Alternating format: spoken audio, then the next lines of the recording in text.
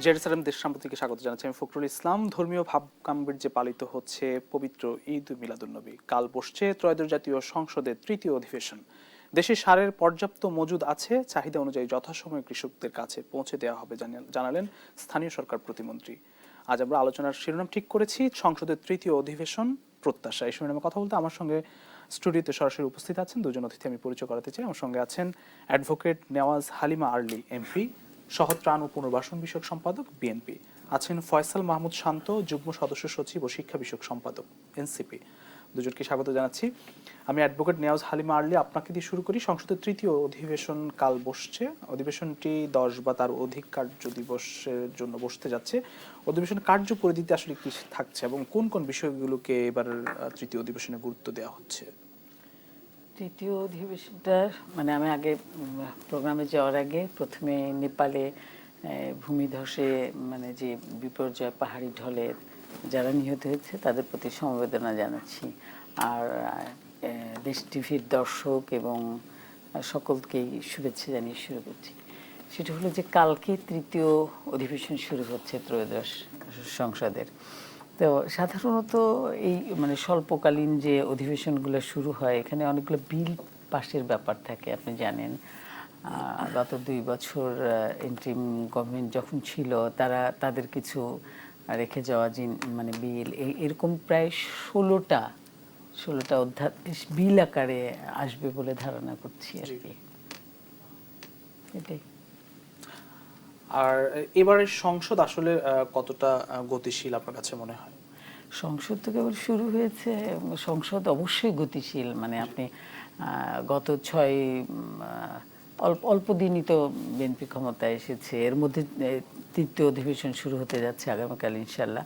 তো আমার মনে হয় যে এ পর্যন্ত যে আলোচনা, বিরোধী দলের যে বক্তৃতা, রাষ্ট্রপতির ভাষণের উপর যে আলোচনা, এ পর্যন্ত যা হয়ে আসছে সবটাই ইতিবাচক। এবং বিএনপি এই জায়গায় প্রচণ্ড সহনশীলতার পরিচয় দিচ্ছে। সংসদকে প্রাণবন্ত করতে একটি কার্যকরী সংসদ, প্রাণবন্ত কার্যকরী সংসদ যাতে থাকে, এই একটা প্রত্যাশা সরকারের আছে। আর জনগণের অনেক প্রত্যাশা বিএনপির প্রতি, অল্প দিনের সরকারের প্রতি অনেক প্রত্যাশা মানুষের, জনগণের, বিরোধী দলের যারা আছে। তো আসলে এবারের বিরোধী দলটা তো একসময় আমাদের সঙ্গেই যুগপৎ আন্দোলনে ছিল, আপনি জানেন, দীর্ঘকাল ধরে 17 বছর যে পেছনের রাজনীতি, এখানে তারা আমাদের সহযোগী ছিল।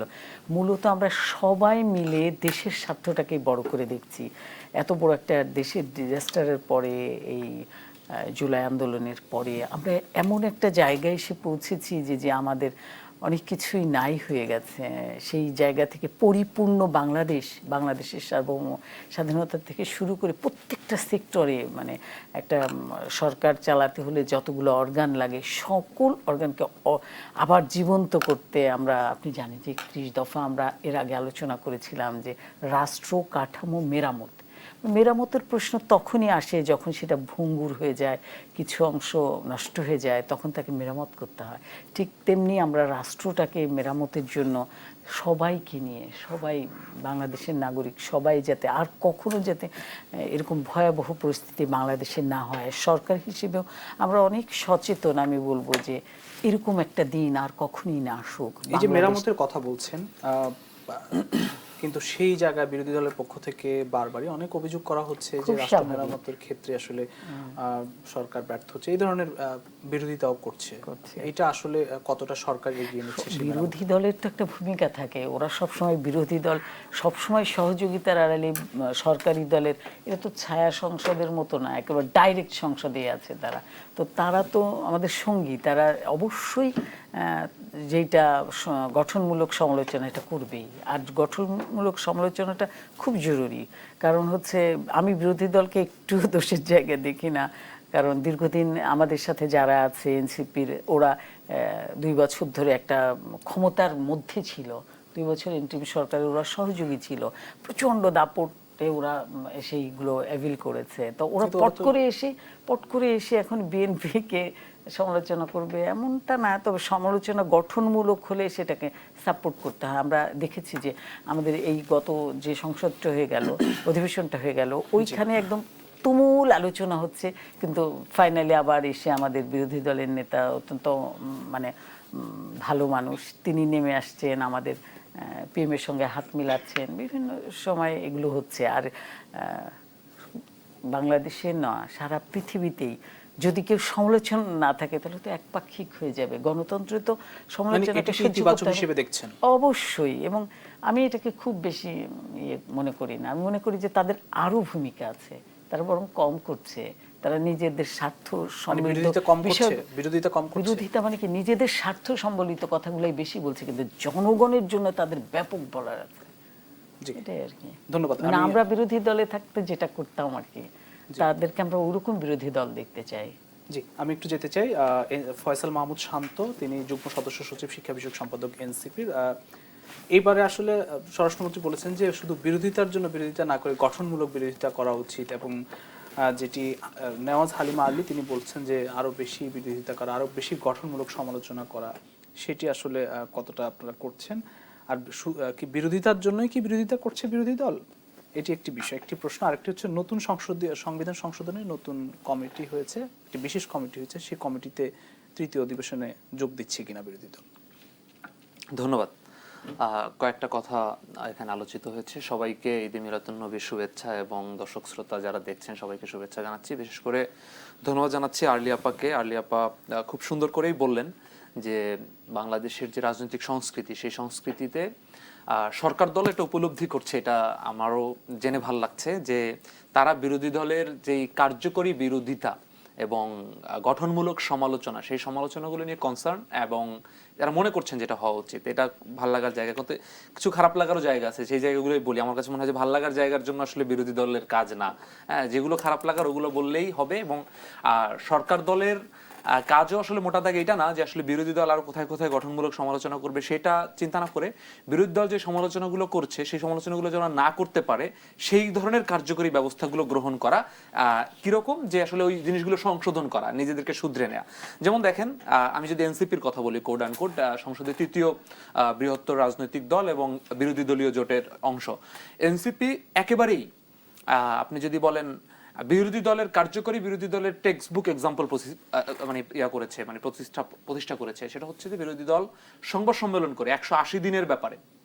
আমরা তো আগে প্রত্যেকটা ঘটনার পরে পরে আমরা রিয়াকশন দিয়েছি যে এটা এতে সরকার এটা করেছে। আমরা যখন বলেছি, দেখেছি যে আমরা ঢালাও ভাবে সকল জায়গায় প্রশাসক নিয়োগ দিয়েছে, আমরা বিরোধী দলের জায়গা থেকে আমরা বলেছি যে এটা এইভাবে দলীয় লোকজনকে, যাকে স্থানীয় সরকারে, যাকে এমপি নির্বাচনে যে ফেল করেছে কিংবা যাকে মনোনয়ন দিতে পারেন নাই, তাকে আসলে দলীয় সরকারে আপনি স্থানীয় সরকারে পোশাক বসাইতে পারেন। আমরা এরকম ঘটনা ধরে ধরে আমরা প্রত্যেকটা জায়গায়, শুধু বিরোধিতার জন্য বিরোধিতা না, আমরা ফ্যাক্ট ধরে ধরে বিরোধিতা করি। কিন্তু আপনারা যখন সংবাদ সম্মেলন করেছেন তখন বলছেন যে পুরোপুরি ব্যর্থ সরকার। দ্বিতীয়ত আসতেছি, ঢালাও ভাবে বিরোধিতা, ঢালাও ভাবে না। আমরা তো একবারেই 8-9 পৃষ্ঠার লিখিতভাবে প্রত্যেকটার পিছনে মিডিয়ার রেফারেন্স, বিএনপির তার নিজের ওয়েবসাইটের রেফারেন্স, বিএনপির বক্তব্য, আমাদের বক্তব্য সবকিছু কোটেশন করে একবার বই আকারে প্রকাশ করেছি। আপনারা চাইলে স্ক্যান করে ওটা দেখতে পারবেন।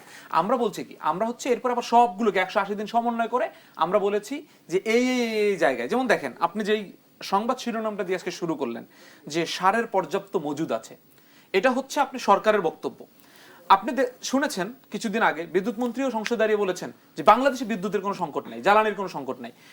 এরপরে আমরা দেখেছি যে জ্বালানির সংকট আছে কি আছে না। আমরা দেখেছি যে আমাদের মা বোনরা হচ্ছে ঘন্টার পরে ঘন্টা হচ্ছে চুলার সামনে দাঁড়িয়ে থাকতে হচ্ছে যে কখন গ্যাস আসবে। আমরা দেখেছি যে বিদ্যুতের লোডশেডিং এর কথা, এটা আসলে আমি জানি যে আপনারা নিজেরাও জানেন যে কি অবস্থা হচ্ছে। সো সারের মজুদ আছে, এই কথাটা আপনি যে সংকট নাই বা মজুদ পর্যাপ্ত মজুদ আছে, এইটার প্রতিফলন আপনি কৃষকের কাছে গেলে দেখবেন যে কুড়িগ্রামে একটা ঘটনা ঘটেছে। দেখবেন যেখানে সারের যেই মজুদ, এই মজুদটা কি আসলে পিপলের জন্য, কৃষকের জন্য আছে, নাকি এটা ব্যবসায়ীদের মজুদ করার জন্য আছে, এই প্রশ্নটা খুবই গুরুত্বপূর্ণ। সো এই যে জায়গাগুলো, এবং দেখেন আমি যে আপনার কাছে কোনটা মনে হয়, এটা কি ব্যবসায়ীদের মজুদ করে এখন আপনি তো দেখছেন যে কৃষকরা যদি না পায় তাহলে আপনি এটা কি বলবেন? আমি তো দেখছি কৃষকরা পাচ্ছেন, আপনি বলছেন মজুদ আছে, তার মানে আপনার কাছে মজুদ আছে। কিন্তু আমি দেখছি কৃষকদেরকে ওখানে যে হচ্ছে হুমড়ি খেতে হচ্ছে দোকানের সামনে, কিংবা একটা জায়গায় এমন ঘটনা ঘটলো যে কয়েক হাজার টন ছিনতাই ঘটনা ঘটলো, যে কৃষকরা কি ওখানে মানে কি বলছে উদ্ধার করছে সার, যে আসলে এখানে আটকায় রাখছে সেই উদ্ধার করছে। এমনও ঘটনা আছে কারো যদি 10 কেজি লাগে সে 20 কেজিও চাচ্ছে, এরকমও আছে। না, কারো যদি সার জিনিসটা তো আসলে এটা খাবারের জিনিস না, আর এটা হচ্ছে বছর বছর আপনি এটাকে গাছ লাগানোর জিনিস, গাছ লাগালে বড় হবে। সার জিনিস যদি কারো 10 কেজি লাগে, সেটা কি 20 কেজি নিয়ে মাটি খেতে দিলেও ধান ভালো হবে না, ধান বরঞ্চ পচে যাবে। বরঞ্চ বিষয়টা হচ্ছে কি এইটা কেন হচ্ছে, কারণ হচ্ছে আপনার ম্যানেজমেন্ট, আপনি সরকার হিসেবে জনগণকে কনফিডেন্স দিতে পারছেন না যে আমার এখন 10 কেজি লাগে, আগামীকালকে আরো 10 কেজি লাগবে, এটা আমি কিনতে চাই আজকে। কেন? কারণ আমার মনে হচ্ছে যে আগামীকালকে সরকার আমাকে নাও দিতে পারে। দ্বিতীয় যে জায়গাটা, সেটা হচ্ছে ইন্টারেস্টিং, আমি তো সবগুলো পয়েন্ট ধরে ধরে বলতে পারবো না, সেই সময় আমাদের কভার করবে না, আমি রেসপন্স করি। সেটা হচ্ছে যে দেখেন 31 দফায় রাষ্ট্র মেরামতের কথা ছিল, আমরা সবাই 31 দফার পক্ষে। যেমন দেখবেন যে একটা অ্যালায়েন্স ছিল, বৃহত্তর অ্যালায়েন্স, যেমন আমি সরাসরি বিএনপির অর্গানোগ্রামে রাজনীতি করি নাই, কিন্তু আমি 10 ডিসেম্বর 28 অক্টোবরের আন্দোলনগুলোতে আমি পল্টনে এবং ঢাকা শহরে আমি নিজে, আমার বিএনপির অনেক নেতারা এখন যারা মন্ত্রিসভা আছে এদের সাথে অনেকের সাথে আমরা আন্দোলন সংগ্রাম করেছি, এবং 31 দফা নিয়ে আমরা তখন কথা বলেছি, সেমিনার করেছি, আমাদের অনেক নেতারা ওই অনুষ্ঠানে অতিথি হিসেবে বক্তব্য দিয়েছেন, এটা আপনারা জানেন। কিন্তু ঘটনা হচ্ছে এখন আমার কাছে মনে হচ্ছে রাষ্ট্র মেরামতের 31 দফাকে 31 দফা মেরামতে যাইতে হবে আমাদের। কেন যাইতে হবে, কেন বলছি দেখেন, 31 দফা যে কথাগুলো বিএনপি হচ্ছে প্রতিজ্ঞা করেছিল, আমরা মনে করছি যে ধরে নিলাম এনসিপি অনেক আকাশচুম্বী কথা বলেছে, কিন্তু বিএনপি তো ফ্যাকচুয়াল বাস্তববাদী কথা 31 দফায় প্রমিস করেছে, তার রাষ্ট্র চালানোর 10 বছরের অভিজ্ঞতা আছে। কিন্তু আমরা যখন দেখি যে 31 দফাকেও এখন বিএনপি ঠিকভাবে পালন করছে না এবং সেখান থেকেও সরে আসছে, তখন 31 দফা মেরামতের প্রশ্ন আসছে। 31 দফা রক্ষা করাও কিছু কিছু ক্ষেত্রে বিরোধী দলের এনসিপির দায়িত্ব হয়ে গেছে। কিভাবে বলি, 31 দফায় প্রথম পয়েন্টটা ছিল যে আসলে সংবিধান সংস্কার সভা এবং সংবিধান সংস্কার কমিশন করতে হবে। বিএনপি এই সংসদে দাঁড়িয়ে বলছে, বর্তমান সংসদে দাঁড়িয়ে বলেছে যে সংবিধান সংস্কার হয় না, কিন্তু এইটা তার 31 দফায় বিগত বছরের পর বছর সে প্রচার করেছে সংবিধান সংস্কার। এখন দেখবেন যে আপনারা সংসদীয় কমিটি করে সংশোধন কমিটি করেছে, সংস্কার থেকে সরে আসছে। দ্বিতীয় জায়গায় 31 দফায় বিএনপি স্পষ্ট করে বলেছে যে সুপ্রিম কোর্ট সচিবালয় আমাদের প্রয়োজন। 31 দফার কমিটমেন্ট, দেখবেন যে সুপ্রিম কোর্ট সচিবালয়ের অধ্যাদেশ সেটাকে বাতিল করা হয়েছে। মির্জা ফখরুল ইসলাম আলমগীর সাহেব বর্তমান রাষ্ট্রপতি, বিএনপির মহাসচিব ছিলেন, বিগত বহু বছর লড়াই সংগ্রামে 31 দফার নেতৃত্ব দিয়েছেন বাংলাদেশে বসে, তিনি সর্বোচ্চ ব্যক্তি ছিলেন বাংলাদেশের বিএনপির। তিনি বলেছেন যে গুম খুনের নিরপেক্ষ সংস্থা দ্বারা তদন্ত করতে হবে, একেবারে কোড অন কোড মিডিয়াতে বক্তব্যে বলেছেন, আমরা অনুষ্ঠানে উপস্থিত ছিলাম। এখন এসে বলছেন যে না, এটা পুলিশের গুম, পুলিশই তদন্ত করবে। সো দেখেন এই যে কমিটমেন্ট, একটা হলো যে বিরোধী দলের অনেক চাওয়া, সেটাকে আপনি সমন্বয় করবেন, আর একটা হচ্ছে আপনার নিজের লড়াই সংগ্রামের অতীত ইতিহাসের কমিটমেন্ট, যেই কমিটমেন্টের উপরে ভিত্তি করে হাসিনাকে পছন্দ না করে হাসিনার বিরুদ্ধে গণঅভ্যুত্থান করেছে মানুষ, সেই কমিটমেন্ট থেকে যখন সরে আসেন, সেই 31 দফা থেকে যখন সরে আসেন, সেই জায়গাটা আমাদের কাছে অনেক বেশি মনে হচ্ছে যে বিএনপির 31 দফা এখন মনে হয় আমাদেরই রক্ষা করার আবার কাজ, দায়িত্ব আমাদেরকে নিতে হবে। এই যে তৃতীয় অধিবেশনের সংবিধান সংশোধনের বিশেষ কমিটিতে যাচ্ছে কিনা বিরোধী দল? না, আমরা তো বলেছি যে আমাদের যেই সংবিধান, আমাদের প্রস্তাব ছিল যে সংবিধান কয়েকটা, এখানে এটা হিস্ট্রি আছে, জার্নি আছে। জার্নিটা হচ্ছে যে আমরা শুরু থেকেই বিএনপির এখন বর্তমান স্বরাষ্ট্রমন্ত্রী সালাউদ্দিন আহমেদ নিজে বলেছিলেন যে আসলে গণভোট যেই রায় দিবে, সেই গণভোটের রায় চূড়ান্ত ধরে আমরা সেভাবে আগাবো, এবং সেটার ভিত্তিতে গণভোট হয়েছে। ঐক্যমত কমিশন একটা ঐক্যমতের ভিত্তিতে, আমরা এক ধরনের বিশ্বাসের ভিত্তিতে বিএনপির সাথে আমরা গণভোটে গিয়েছিলাম। তো গণভোটে একটা রূপরেখা ছিল যে সংবিধান সংস্কার, সংবিধানের রূপরেখাটা কেমন হবে, সেই রূপরেখাটা প্রথমে ভায়োলেট করা হয়েছে। তারপরে আমাদের প্রস্তাব ছিল অন্তত আপনারা আপনি তো এখন সংবিধান সংস্কার সভাও যদি আপনি করেন, কমিটিও যদি করেন, তাহলেও তো আপনি 2/3 মালিক হিসাবে আপনার সদস্যরা বেশি থাকতো। কিন্তু আমাদের যে ফিলোসফিক্যাল জায়গাটা এবং সংবিধান সংস্কার, সেটাও আমরা দেখেছি যে যখন রাখে নাই, তখন কিন্তু আমরা সেখানে আসলে আর থাকি না, এবং আমরা সেটার বিরোধিতা করেছি। এবং আমরা মনে করি যে আসলে এই সংবিধান সংস্কার, এই যে সংবিধান সংস্কারে বেগম জিয়া বলেছেন, মির্জা ফখরুল ইসলাম আলমগীর বলেছেন, তারপরে হচ্ছে বিএনপির শত শত নেতাকর্মীরা বলেছেন, এবং ওই বিএনপি তখন যেই পজিশনে ছিল সেই পজিশনে এখন এনসিপি দাঁড়িয়ে এখনো রাষ্ট্র সংস্কারের কথা বলছে, এবং সংবিধান সংস্কারের লড়াই এটা আমাদের দীর্ঘদিনের লড়াই, এবং এটা চলবে। আসবো আমি আপনার কাছে, আমি একটু আসবো, আমি একটু নেওয়াজ হালিম আলী আপনার কাছে প্রশ্নটি রাখতে চাই। ফয়সাল মাহমুদ শান্তর কথা ধরে যদি বলি যে 31 দফা থেকে কি সরে আসছে কিনা বিএনপি, এটি যদি উত্তর দেন, আমি একটু বিরোধী থেকে এসে উত্তরটা নিতে চাই। প্রিয় দর্শক, যেটা স্যার দেশের সাম্প্রতিক নিচ্ছি একটা ছোট্ট বিরতি, ফিরছি একটু পর, সঙ্গে থাকুন।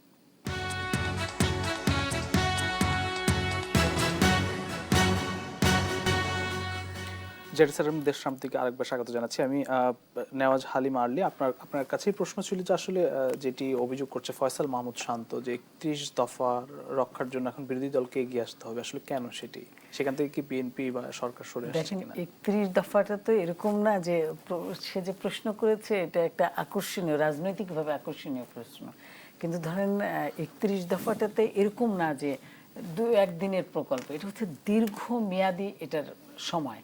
তো এটা এই 31 দফাকে বাস্তবায়ন করতে হলে আপনাকে সময় দিতে হবে। চট করে আপনি বলবেন যে এটা থেকে সরে আসছে, এটা তো নো, বরং জননিরাপত্তামূলক যে সংস্কারগুলি রয়েছে, অলরেডি আপনি সারের কথা শান্ত বলেছে। আপনি জানেন কৃষক কার্ড সরকার একটা প্রকল্প, যেটা প্রত্যেকটা কৃষকের হাতে তুলে দেওয়া হচ্ছে, যাতে মধ্যস্বত্বভোগী যারা আছে তারা যেন মানে ফায়দা লুটতে না পারে, কৃষক যেন সরাসরি লাভবান হয়, সার যেন সে তার কার্ডের মাধ্যমে সহজেই পেতে পারে, তার যত রকম কৃষকের সুবিধার কথা চিন্তা করা হয়েছে। ফ্যামিলি কার্ডটাও ঠিক তেমনি। তো এই যে রাষ্ট্র মেরামতের সংস্কার, যে সংবিধান সংস্কার, এটাও তো একদিনের বিষয় না, এটা তো অনেক দীর্ঘমেয়াদী মানে পরিকল্পনা। 6 মাসের মধ্যে 31 দফা বাস্তবায়ন হয়নি, এটাকে আবার নতুন করে বিরোধী দল সংস্কার করার জন্য বলবে, বিষয়টা একেবারেই রাজনৈতিক আকর্ষণীয় কোশ্চেন। বাট বাস্তবতা হচ্ছে ভিন্ন জিনিস। আপনাকে সময় দিতে হবে এবং বুঝতে হবে যে দেশ বিনির্মাণে আপনি কতটা মানে সোচ্চার। আমরা লিখিত আকারে 31 দফা মানুষের কাছে পৌঁছে দিয়েছিলাম। সেই অঙ্গীকার থেকে বিএনপি সরে গেলে তার পরবর্তী নির্বাচনে আসতে হবে, এটা শান্তদের মনে রাখা উচিত। যেটা একদিনেই চমকধারী কিছু কোশ্চেন যে 31 দফার এটা হচ্ছে না, ওটা হচ্ছে না, বিষয়টা তেমন মানে সেটি সমালোচনা করার মতো পর্যাপ্ত সময় এখনো আসেনি আমি মনে করি, বরং সহযোগিতা কাম্য। জি, ধন্যবাদ। আমি একটু আবারও যেতে চাই ফয়সাল মাহমুদ শান্ত। আমি একটু প্রশ্ন করেছিলাম যে আসলে সংবিধান সংশোধনের যে বিশেষ কমিটি, সেখানে বিরোধী দল যাচ্ছে কিনা, বা সংবিধান সংশোধনী কমিটিতে মানে যেতে আসলে আপত্তি কোথায় বিরোধী দলের? দেখেন, এই প্রশ্নটা এবং আপার যে লাস্ট রিপ্লাইটা, এটা দুইটার মোটামুটি কাছাকাছি আর কি। কাছাকাছি হচ্ছে এই অর্থে যে দেখেন, মানে আপা বলছেন যে 31 দফা বাস্তবায়নে তো সময় লাগবে। আমরা তো বলি নাই যে আপনি সংবিধান সংস্কার 6 মাসের মধ্যে 180 দিনের মধ্যে করেন, কিন্তু আপনি তো সংবিধান সংস্কার কমিটি, এটার জন্য তো আপনার সময়ের প্রয়োজন নাই। এটা তো আপনি শুরুটা করতে হবে, আপনার সময় লাগবে দেখেই তো আপনাকে শুরু করতে হবে আগে আগে। দ্বিতীয়ত হচ্ছে, মনে করেন আপনি 31 দফা বাস্তবায়ন করতে অনেক সময় লাগবে, কিন্তু 31 দফা বাস্তবায়নে আপনি যদি 31 দফার বিরোধী কোনো পজিশন আপনি নেন, যেমন আমি একবার স্পষ্ট করে বলি, যেমন আগামীকালকে আপাতত সংসদে যাবেন, আগামীকালকে মাননীয় স্বরাষ্ট্রমন্ত্রী সালাউদ্দিন আহমেদ একটা বিল উত্থাপন করবেন, সেটা হচ্ছে গুম মানবাধিকার একটা উঠাবে, সেটা আইনমন্ত্রী উঠাবেন, এবং হচ্ছে গুমের খসড়া আইনটা তুলবেন। এই গুমের খসড়া আইনে কি আছে জানেন? এই গুমের খসড়া আইনে আছে, দেখেন আমি কোথায় বিএনপি কন্ট্রাডিক্ট করছে, এবং এটা যে এমন না যে সময়ের কারণে পারছে না তা না, সে কিভাবে বিরোধী অবস্থানে আছে আমি একটা উদাহরণ বিশ্লেষণ করি, তাহলে সবগুলো বোঝা যাবে। সেটা হচ্ছে, দেখেন আমি একটু আগে বলেছি যে সাবেক মহাসচিব বর্তমান রাষ্ট্রপতি মির্জা ফখরুল ইসলাম আলমগীর বলেছেন যে গুম খুন একটি নিরপেক্ষ সংস্থা দিয়ে তদন্ত করতে হবে, একবার সংবাদ সম্মেলন করে ঢাকা শহরে প্রেস কনফারেন্স করে বলেছেন। এখন দেখেন বর্তমান খসড়াতে কি আছে, বর্তমান খসড়াতে আছে যে গুমের যে তদন্ত সেটা আইন শৃঙ্খলা বাহিনী করবে, এবং আইন শৃঙ্খলা বাহিনী যদি এটাকে নির্দোষ বলে, তাহলে যিনি গুমের অভিযোগ করেছেন তাহলে তার 5 বছরের জেল হইতে পারে, 50,000 টাকা জরিমানা হইতে পারে। এখন দেখেন এই যে খসড়া, এই খসড়া যদি হাসিনার সময় থাকতো, এবং মাননীয় স্বরাষ্ট্রমন্ত্রী যখন গুম হয়েছিলেন, তখন মাননীয় স্বরাষ্ট্রমন্ত্রীর ওয়াইফ যদি অভিযোগ করতেন, হাসিনা সংস্থা এটাকে মিথ্যা হিসেবে প্রমাণ করতেন যে গুম হয় না, এটাই বলতেন, তখন কিন্তু তার 5 বছরের জেল হইতো।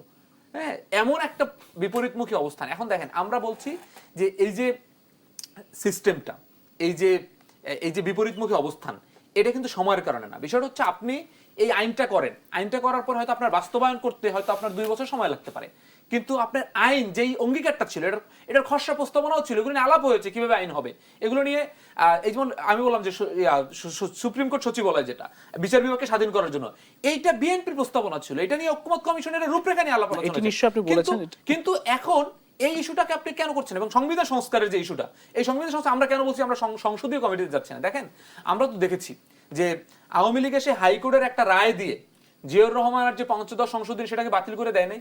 তা আপনি যে মনে করেন এখন যে সংশোধনী করবেন, সংশোধনী কি হয়? সংশোধনী হচ্ছে রেগুলার যে বিষয়গুলো, সেইগুলোর ব্যাপারে আপনি ঘষামাজা করতে পারেন। আর সংবিধান কয়েকটা ধাপে পরিবর্তন করা যায়। একটা হচ্ছে সংবিধান পুনর্লিখন করা যায়, সংবিধান সংস্কার করা যায়, সংবিধান হচ্ছে নতুন করে তৈরি করা যায়, সংবিধান হচ্ছে সংশোধন করা যায়। সংবিধানের পরিবর্তনের ক্ষেত্রে সর্বনিম্ন এবং সবচেয়ে দুর্বল পদ্ধতি হচ্ছে সংশোধন করা, এবং আমরা দেখেছি যে 16-17 বার সংশোধন হয়েছে। আর সংস্কারটা কিভাবে? সংস্কারটা হচ্ছে আপনার অনেকগুলো কাঠামোগত জায়গায়, যেমন আমাদের একটা প্রস্তাব ছিল যে স্বাধীনতার যে ঘোষণাপত্র, সাম্য, মানবিক মর্যাদা এবং সামাজিক সুবিচার, এই তিনটে জিনিসকে আমাদের সংবিধানের প্রিয়াম্বলে এবং মূলনীতিতে নিয়ে আসা প্রয়োজন। এখন দেখেন এই জিনিসটা কিন্তু আপনি সংশোধন করে নিয়ে আসতে পারবেন না। আমরা জানি যে 71-এর মধ্য দিয়ে আমরা মুক্তিযুদ্ধের মধ্য দিয়ে আমরা বাংলাদেশ পেয়েছি। সেই বাংলাদেশের সংবিধানে 71-এর যেই আজকে 10 এপ্রিলের যে ঘোষণাপত্র, সেই ঘোষণাপত্রের কোনো ছাপ এইখানে নাই, মুক্তিযুদ্ধের কোনো ঘোষণাপত্র ছাপ নাই, কিন্তু এটাকে বলা হয় যে এই মুক্তিযুদ্ধের সংবিধান। এটাকে আওয়ামী লীগ এটা বলে 72-এর সংবিধানকে মুক্তিযুদ্ধের সংবিধান বলে চালাইছে, কিন্তু 71-এর ঘোষণাপত্রটা পর্যন্ত সেখানে নাই। এখন এইটা কিন্তু আপনি কোনোভাবেই ইনকর্পোরেট করতে পারবেন না যে, এবং দেখেন যেখানে অনেকগুলো জায়গা আছে, যেমন আমাদের যেই প্রধানমন্ত্রী কয়বার থাকবে না থাকবে নির্বাচন ব্যবস্থায়, নানাগুলো জায়গা আছে, এগুলো আমি ধরে ধরে প্রত্যেক আমি তো গুম এবং দুইটা আলাপ করলাম এবং এই প্রিয়াম্বলের কথা বললাম। এখন আমরা বলছি এই ধরনের আপনি যদি পরিবর্তন করতে চান, যেই পরিবর্তনের অঙ্গীকার বিএনপি 31 দফায় করেছে, প্রথম পয়েন্টে করেছে, 31 দফার প্রথম দফায় করেছে, সেই পরিবর্তনের জন্য আপনাকে সংবিধান সংস্কার কমিটি করার জন্য 180 দিনও লাগে না। এটা আপনাকে যখন সংশোধনীয় কমিটি করছেন, সংশোধন কমিটির পরিবর্তে আপনি সংস্কার কমিটি যদি করতেন, তাহলে এখানে বিরোধী দল অংশগ্রহণ করত এবং মেজরিটির ভোট যেহেতু আপনার, এই মেজরিটির ভোটেই আপনি হয়তো আপনার পদ্ধতিগুলোই পাশ করতেন, কিন্তু সেখানে কোশ্চেনগুলো আলোচনা করা যায়। দেখেন আরো একটা যায় না, আপা বলেছেন যে কার্যকর বিরোধী দলের জায়গা থেকে, দেখেন আমাদের একজন এমপি হাসনাত আব্দুল্লাহ, তিনি অর্থ বিষয়ক স্থায়ী কমিটির সদস্য হিসেবে আছেন। দুইটা মিটিং হয়েছে। মিটিংয়ে প্রথম মিটিংয়ে অনেক দিন আগে যিনি মন্ত্রণালয় যে স্থায়ী কমিটির যারা সভাপতি বা হচ্ছে যারা দায়িত্বশীল, তারা একটা রিপোর্ট দিয়েছে, একটা খসড়া দিয়েছে যে কিসের উপর আলোচনা হবে। ওখানে সরকার দলীয় এমপিরা এসে, যারা সদস্য আছেন, তারা এসে বলেছেন যে আসলে আমরা তো এটা প্রস্তুতি নিয়ে আসি নাই, আমরা এটা আরেকদিন রাখেন, আরেকদিন আলোচনা করবো। তা ঠিক আছে, প্রথম দিন হয়তো এটা হয়েছে। দ্বিতীয় মিটিংয়েও এসে ওই যে মৌলিক যে কাঠামোগতগুলো নিয়ে আলোচনা, সেই আলোচনাগুলো নিয়ে সরকার দলীয় এমপিরা আলোচনা করেন নাই, এবং পরবর্তী হাসনাত আব্দুল্লাহ বাধ্য হয়েছেন সংসদের সামনে দাঁড়িয়ে তিনি সংবাদ সম্মেলন করে বললেন যে আসলে এখানে কমিটি একটা হয়েছে ঠিকই, কিন্তু সরকার দলের লোকজনই তার টেক্সট সেটাই বলেন যেটা আমরা পরে আসি, আলোচনা করেন। এই দেখেন এখন তার মানে কি, আপনি স্থায়ী কমিটিটা যেই হলো বিরোধী দল এবং সরকার দল নিয়ে, সেটাকে আপনি আসলে গুরুত্ব দিচ্ছেন না। কারণ কি, আপনি মনে করতেছেন যে আর এখানে আলোচনা করে করবো, আপনি সব করে ফেলবো। এই অ্যাপ্রোচটা তো ভালো না। এখন ওখানে হাসনাত আব্দুল্লাহ তো মাইনরিটি, আপনার দলের লোকই তো ওখানে বেশি। আপনি ওখানে আলোচনা করে হাসনাত আব্দুল্লাহর প্রশ্নগুলো আপনি নেন, নিলে কি হবে, আপনার হয়তো ব্রড অ্যাসপেক্ট, যেমন আমি এই কথাগুলো বলছি, আপনারা এটা শুনছেন, এই শোনার মধ্যে দিয়ে হয়তো আমার কিছু দৃষ্টিভঙ্গি তার কাছে হয়তো যাচ্ছেন। তার মানে এই কমিটিগুলো, এই সংসদীয় যে কমিটিগুলো, এই কমিটিগুলোর কাজটাই কি আসলে বিরোধী দল এবং মাল্টি যেই স্টেক হোল্ডার আছে তাদের পারসেপশনগুলো আপনি কনজাম্প করবেন। কিন্তু সেখানে যদি আপনি আলোচনা না করেন, সেই বিষয়গুলো যদি আপনি কমিটি করার ক্ষেত্রে, সংস্কার কমিটি করার ক্ষেত্রে, সংস্কার সভা করার ক্ষেত্রে আপনি যদি, এবং সংবিধান সংস্কার যেই সবার যেই শপথ, সেই শপথ পর্যন্ত আপনি মনে করেন নেন নাই এখন পর্যন্ত, যেটা গণভোটে পরিষ্কারভাবে দুইটা শপথের কথা, সংস্কার পরিষদের শপথের কথা, এই যে প্রত্যেকটা জায়গায় কেউ কেউ তো বলছেন, সরকারি দলও বলছেন যে এটি সংবিধান লঙ্ঘন বা সংবিধান বিরোধী। না, দেখেন সংবিধান লঙ্ঘন কিভাবে হয়, কারণ এটা তো পরিষ্কারভাবে ওই ঘোষণাপত্রের উপরে ভিত্তি করেই তো একই প্রজ্ঞাপনে, একই আদেশে দুইটা ইলেকশনটা হলো। যেই ইলেকশনটা যদি আপনি এটাকে অবৈধ বলেন, তাহলে তো পুরো ইলেকশনটা পরিষদের শপথ নেওয়ার কি কথা ছিল? শপথ নেওয়ার কথা, আপনার যেই 26-এর যে ইলেকশন, সেই ইলেকশনের যেই প্রজ্ঞাপন, সেই প্রজ্ঞাপনে কিন্তু এখানে বলা হচ্ছে যে এখানে সংবিধান সংস্কার সভা হবে, এবং সংবিধান সংস্কার সভাটা এটা হচ্ছে ডুয়াল রোল। এটা পৃথিবীর বহু সংসদের ডুয়াল রোল। যেই এমপিরা হচ্ছে আইন প্রণয়ন করবেন, সেই এমপিরাই 3 মাস 6 মাসে প্রথম সংসদটা সংবিধান সংস্কার সভা হিসেবে কাজ করবে। তারা সংবিধান সংস্কারটা হলে দেন তারা হচ্ছে রেগুলার এমপি হিসেবে কাজ করবে। আমি আসবো, আপনাকে এই বিষয়ে কিছু বলতে চান কিনা নেওয়াজ হালিমা আলী, যদি 1 মিনিটে কথা তো আমি বেশি 1 মিনিটে কি বলবো, আমি তো 31 দফার মধ্যে ঢুকে আছি। যাই হোক, যে গুম রোধ ও প্রতিকার আইন 2026 যেটা হতে যাচ্ছে, সেখানে এটা মন্ত্রিসভায় প্রথমে এটা একটা খসড়া আলোচনা হয়েছে। এটা সুযোগ আছে তাদের পরবর্তীতে আলোচনা করার, সমস্ত কিছু। এমন না যে সরকারি দল একা একা একটা বিল আনতে পারবে, তাদের আলোচনার যথেষ্ট সুযোগ আছে। তো এই সুযোগটা আমরা চাই না যে সংসদের বাইরে কোনো আলোচনা হোক। এটা সংসদের যে আইন প্রণয়নকারী আমরা যারা আছি, আইন প্রণেতারা, এরা মিলে সংসদেই এই জিনিসের সমাধান আসুক, এটাই আর কি। যেমন সংস্কারটাও আমরা চেয়েছিলাম যে দীর্ঘদিন একটা ম্যান্ডেট পাওয়া একটা সরকার, সে এসে সমস্ত কিছু করুক, কিন্তু তার আগেই যে সংস্কারের প্রশ্ন, যাবতীয় যেগুলি, এগুলো আমরা আসলে সংবিধানের মধ্যে থেকে, আজকে আমরা আছি, তারা আছে আমাদের সঙ্গে, এমন তো কেউ বলতে পারবে না যে কালকে কারা আসছে। আমরা তো সবাই চেষ্টা করব সরকারে থাকতে, ভালো কাজ দিয়ে। শেষ করতে তো সেই সময়ে আপনার এই যে এই সংবিধানের মধ্যে থেকে যে নিয়মগুলো পরিবর্তন করার প্রয়োজন আছে, সেইখানে না থেকে যদি আপনি সরে যান, তো আইনেই তো আরো 5 বছর পরে আপনাকে আটকে দিবে। তো এরকম ইস্যুগুলা যাতে না থাকে, সেই জন্যই তো চেষ্টা করা উচিত। আমি আসবো আবারও এই আলোচনায়। প্রিয় দর্শক, যেটা ছিলেন দেশ সম্পর্কে নিচ্ছে আরো একটি বিরতি, ফিরছি একটু পর, সঙ্গেই থাকুন।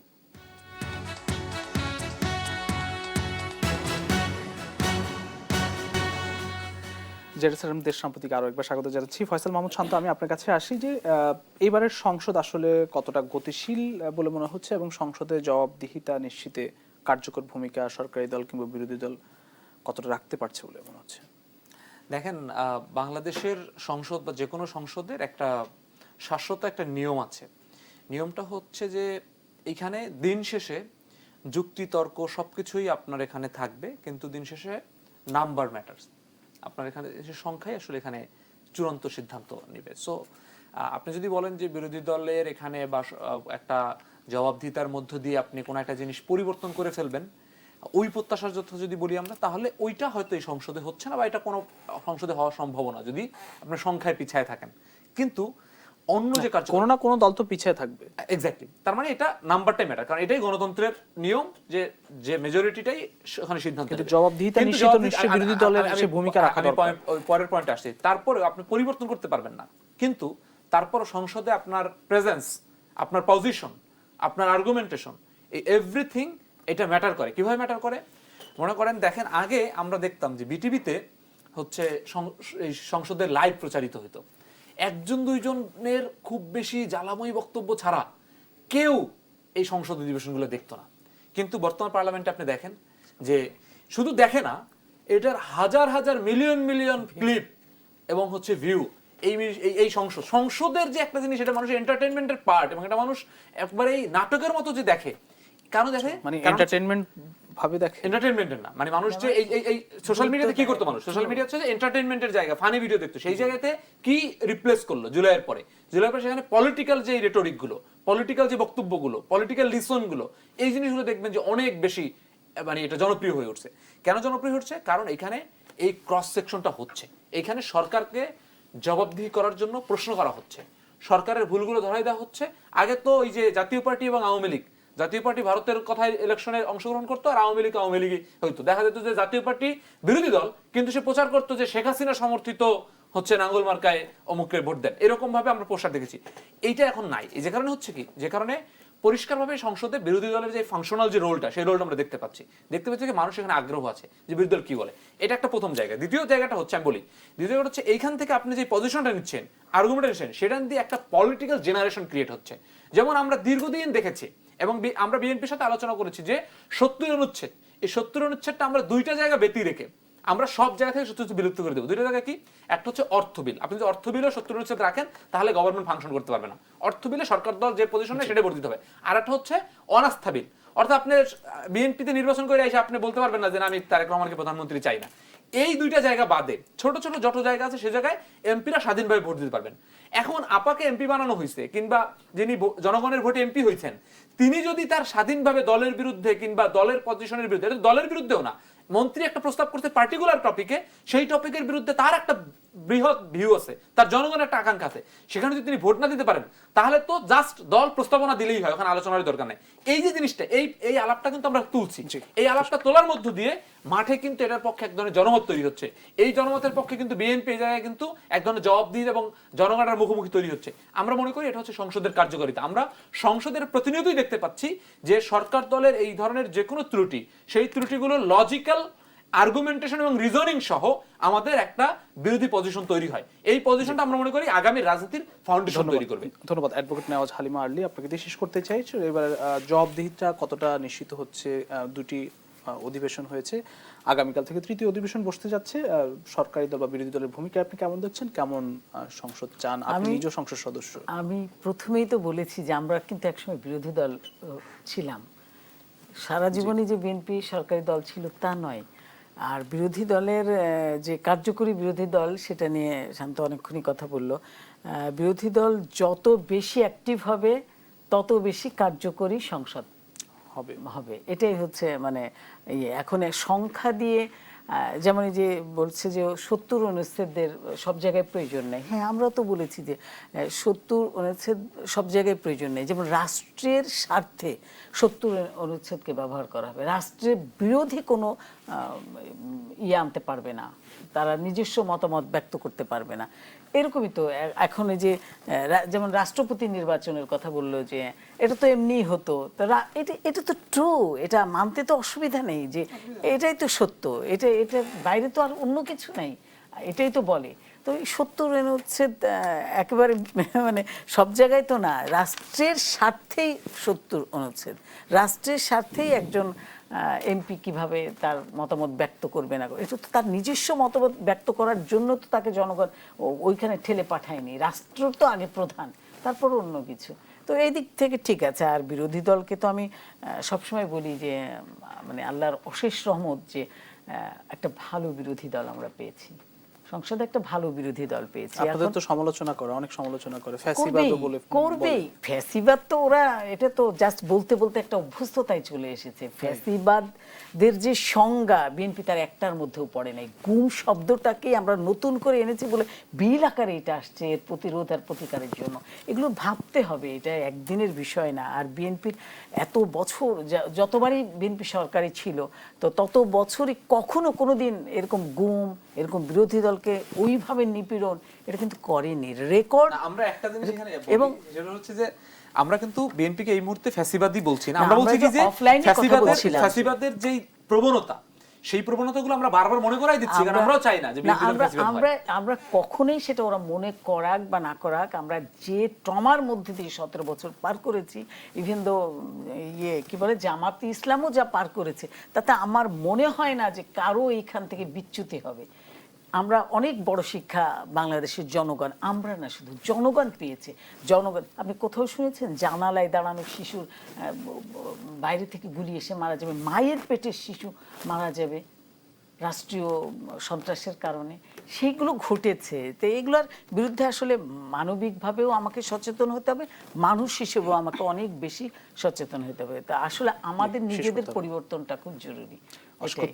আর সব মিলিয়ে বিরোধী দল আর সরকারি দল মিলিয়েই বাংলাদেশকে চিন্তা করতে হবে, এটাই আমার।